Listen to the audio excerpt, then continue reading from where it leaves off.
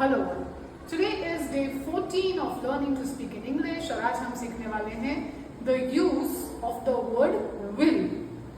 Will जो word है वो हम future tense के लिए use करते हैं जब हमें वो activities या वो events के बारे में बात करनी है जो future में होने वाली है, तो उसके लिए हम word use करते हैं will.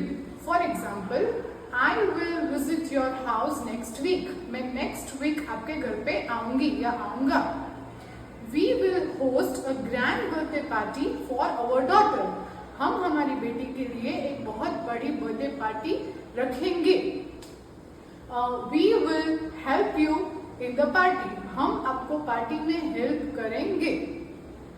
Will you pass me the pen? क्या तुम मुझे पेन पास करोगी? So basically we use the word will to talk about the activities or events जो future में होने वाली है. I hope you are clear with the use of the word will. Please write at least 2-3 sentences on it in the comment section below and follow for more such videos. Thank you.